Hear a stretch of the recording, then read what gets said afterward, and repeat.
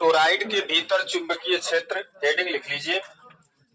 ये टोराइड क्या होता है, तो अगर लंबी परिनालिका है, ध्यान से सुनिएगा हमारी बात, आपके सामने यहाँ हम स्प्रिंग नुमा ये जो संरचना बनाए हैं इसको परिनालिका बोलते हैं, ठीक ना। पीछे वाले लड़के थोड़ा सा अलर्ट रहे आप लोग। सुनाई नहीं दे रहा है तुम लोगों को?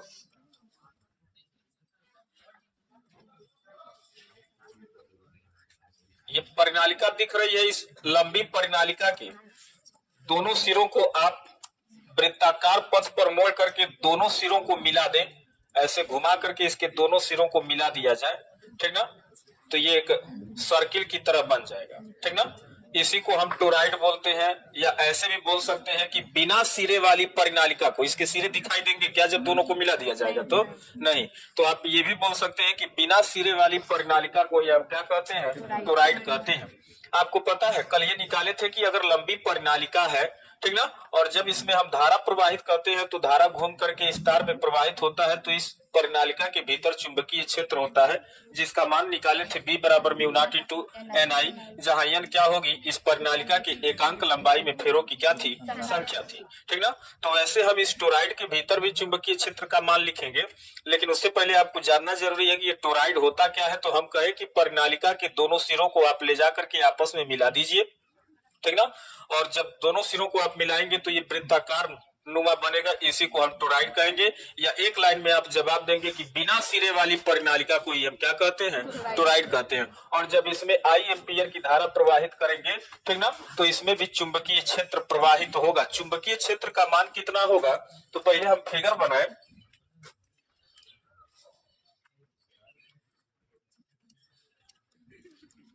शांत रहिए।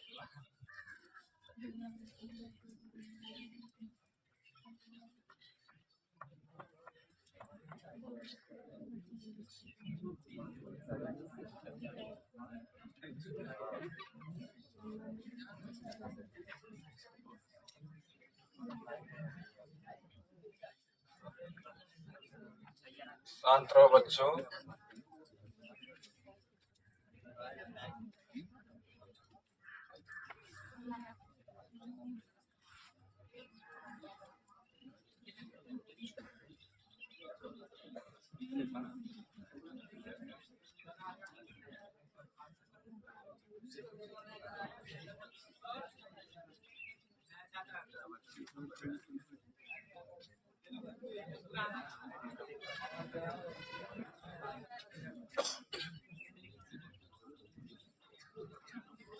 देखिएगा, इसकी त्रिज्या हम ये मान रहे हैं, लेकिन देखा जाए तो ये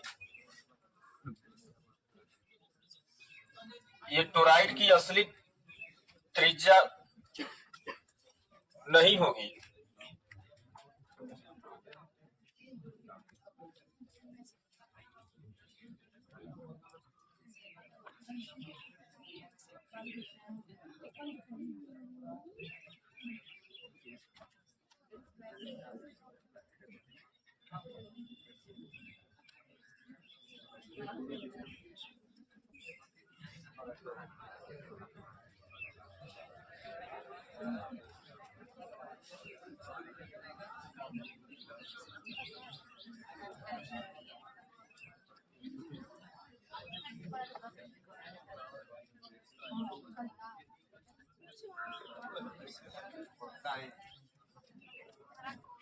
देखिएगा, यही टोराइड है और इसके अंदर हमको बोले तो इस टोराइड के भीतर यानी कि इसके केंद्र पर चुंबकीय क्षेत्र का मान निकालना है, ठीक ना।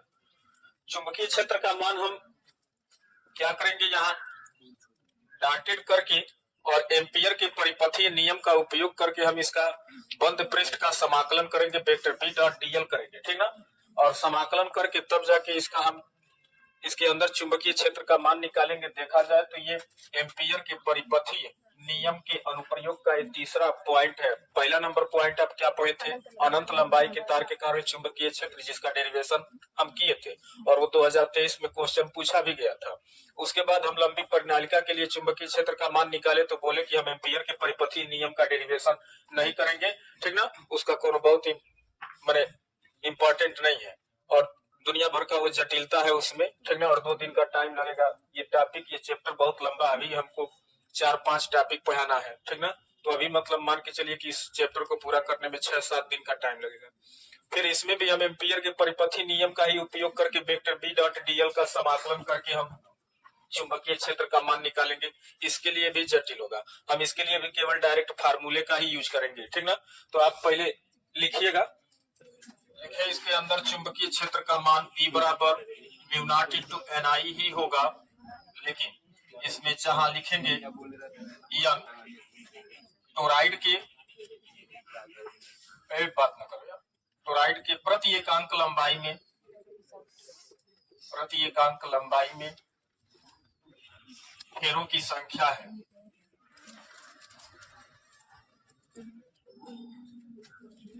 आगे, यदि टोराइड में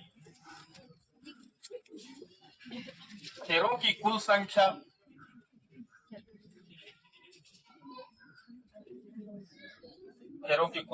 कैपिटल N है, तब सुनिएगा, कोई लिखेगा नहीं, थोड़ा सा ध्यान दीजिए। E बराबर म्यू नॉट इंटू NI लंबी प्रणालिका के भीतर भी चुंबकीय क्षेत्र का यही मान था, ठीक ना। जहां वहां भी लिखे थे कि यन क्या था, प्रणालिका के एकांक लंबाई में फेरों की संख्या था।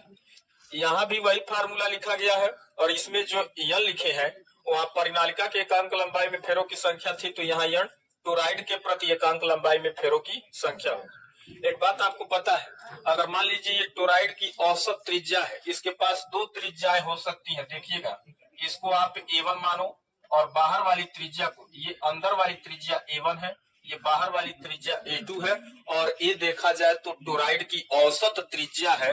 अगर A1 A2 को थोड़े समय के लिए हटा के हम केवल इसकी औसत त्रिज्या ही माने, जो कहेंगे उसी को हम क्या कहेंगे, टोराइड की त्रिज्या कहेंगे, उसकी औसत त्रिज्या को। क्योंकि आपको पता है ये गोलाकार पार्ट में है, ठीक ना, यानी कि अगर देखा जाए तो एक पाइप को आप घुमा करके ले जा करके उसके दोनों सिरों को मिलाएंगे, ठीक ना, तो ये पाइप नुमा ही संरचना है, तो इसके अंदर और बाहर दोनों भाग की त्रिज्याएं होंगी, ठीक ना। जैसे मान लीजिए अगर ये कोई खोखला बोले तो ये क्या बोलते हैं, गोला है, तो ये अंदर वाले पार्ट को मिलाएंगे तो इसकी त्रिज्या कुछ और होगी, और बाहरी परत को मिलाएंगे तो उसकी त्रिज्या कुछ और होगी। तो वैसे यहाँ टोराइड भी है, ठीक ना, जिसमें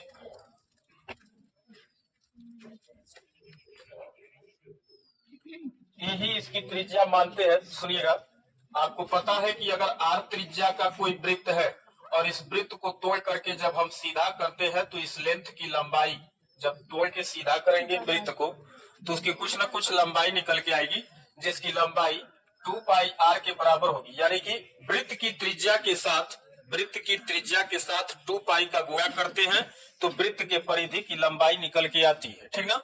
यहाँ त्रिज्या A अगर होगा तब उस वृत्त के परिधि की लंबाई 2 पाई A हो जाएगी। अगर कैपिटल R है तब उसकी परिधि की लंबाई 2 पाई कैपिटल R होगा। अगर मान लीजिए यहाँ टोराइड की त्रिज्या A है और इसे तोड़ करके अगर आप सीधा करेंगे तो एक प्रणालिका बनेगी जिसकी लंबाई आप निकालेंगे। बोले तो हम टोराइड की लंबाई निकाले तो कितना होगा, 2 पाई A के बराबर होना चाहिए, जहाँ A टोराइड की क्या है, औसत त्रिज्या है, और पूरी लंबाई 2 पाई A है, ठीक ना। और पूरी लंबाई में फेरों की संख्या कितनी थी, यानी कि आप कह सकते हैं कि पूरा 2 पाई A लंबाई में फेरों की संख्या, कुल फेरों की संख्या कितनी थी, कैपिटल N थी। तो एकांक लंबाई में फेरों की संख्या कितनी होनी चाहिए, तो वो N अपान कितना होना चाहिए, 2 पाई A होना चाहिए। इसमें भी आप जहां लिख सकते हैं कि A का मान किसके बराबर होना चाहिए, तो अगर A1 और A2, अगर आपको डायरेक्ट टोराइड की त्रिज्या A न दे करके उसके आंतरिक भाग की त्रिज्या और बाह्य भाग की त्रिज्या दे दे, तब आप टोराइड की त्रिज्या निकालने के लिए दोनों त्रिज्याओं का योग करके 2 से भाग करेंगे तो वो औसत त्रिज्या निकल के आएगा। उस औसत त्रिज्या का आप मान यहाँ रखेंगे, और एकांक लंबाई में फेरों की संख्या को हम क्या कहते हैं, स्मॉल n कहते हैं। मतलब अगर डायरेक्ट टोराइड में एकांक लंबाई में फेरों की संख्या n का, स्मॉल n का मान दे दिया है, तब तो आप डायरेक्ट चुंबकीय क्षेत्र का मान निकाल लेंगे। अगर मान लीजिए एकांक लंबाई में फेरों की संख्या नहीं दे रखा है और टोराइड की त्रिज्या आपको दे दिया है A का मान, ठीक ना, तब स्मॉल n का मान निकालेंगे और सुनिए, एकांक लंबाई में फेरों की संख्या बोले तो स्मॉल एन नहीं दिया है, तो टोराइड में कुल फेरों की संख्या बोले तो कैपिटल एन का मान देगा, और टोराइड की आपको त्रिज्या पता रहेगी, ठीक ना। तो एकांक लंबाई में फेरों की संख्या यानी कि स्मॉल एन का मान निकालने के लिए कुल फेरों की संख्या में आप टोराइड की लंबाई से क्या करेंगे, भाग करेंगे, जहां 2 पाई ए टोराइड के परिधि की क्या थी, लंबाई थी। तो ये एकांक लंबाई में फेरों की संख्या निकल जाए। अगर इसमें भी ए का मान डायरेक्ट नहीं दिया है, ठीक ना, यानी कि टोराइड की त्रिज्या डायरेक्ट ए नहीं दी है, तो आप A1 और A2 दिया है, तो औसत त्रिज्या का मान निकालने के लिए दोनों त्रिज्याओं का योग करके 2 से भाग करेंगे, तब आपको A पता हो जाएगा। बात समझ में आ रहा है। हम क्या बोले, अगर स्मॉल एन नहीं दिया है, जब स्मॉल एन नहीं देगा तो हम चुंबकीय क्षेत्र का मान कैसे निकालेंगे, तो जब इस स्थिति में स्मॉल एन नहीं दिया है तो टोराइड के कुल फेरों की संख्या दिया रहेगा, ठीक, और टोराइड की त्रिज्या जरूर दी रहेगी, तभी आप एन का मान निकालने के लिए कुल फेरों की संख्या में टोराइड की संख्या से भाग करेंगे तो मान निकल के आएगा। अगर इसमें भी बोले कि अगर डायरेक्ट स्मॉल ए का मान नहीं देता है और A1 A2 का मान देता है, तो स्मॉल ए का मान निकालने के लिए भी आप क्या करेंगे, दोनों त्रिज्याओं का योग करके आधा करेंगे, तब जाके स्मॉल ए का मान पता चलेगा। यानी कि अगर हम इसको ट्रांसफर करें तो B बराबर म्यू नॉट, और स्मॉल एन की जगह पर हम क्या लिख सकते हैं, n अपान 2 पाई ए इंटू आई, यानी कि B बराबर म्यू नॉट इंटू एन आई अपान 2 पाई ए होगा। और अगर डायरेक्ट ए नहीं दिया है तो इसमें फिर आप लिखेंगे कि जहां ए का मान आंतरिक त्रिज्या और बाह्य त्रिज्या का योग करके 2 से भाग करेंगे तो औसत त्रिज्या निकालेंगे, तब ए का मान उठा के यहाँ रखेंगे। अब देखिएगा, अगर आपको कुल फेरों की संख्या दिया है, टोराइड की त्रिज्या दिया है, नहीं टोराइड की त्रिज्या दिया है, तो आप औसत त्रिज्या निकालेंगे, जरूर A1 A2 दिया रहेगा, ठीक ना। इन मानों को उठा के रखेंगे, तब आपको टोराइड के भीतर चुंबकीय क्षेत्र का मान पता चल जाएगा। अगर डायरेक्टली आपको प्रति एकांक लंबाई में यानी कि स्मॉल एन का मान पहले से ही पता है और टोराइड में प्रवाहित धारा का मान पता है, तो दुनिया भर का लोचा करने की जरूरत नहीं है, ठीक ना, ये तुरंत यहीं से सॉल्व हो जाएगा। अगर ये नहीं दिया है तब आपको कैपिटल एन जरूर दिया रहेगा, टोराइड की त्रिज्या दी रहेगी। अगर इसमें भी डायरेक्ट त्रिज्या नहीं दिया है तो A1 A2 का योग करके आप 2 से भाग करके आप ए का मान निकालेंगे, उस मान से आप चुंबकीय क्षेत्र का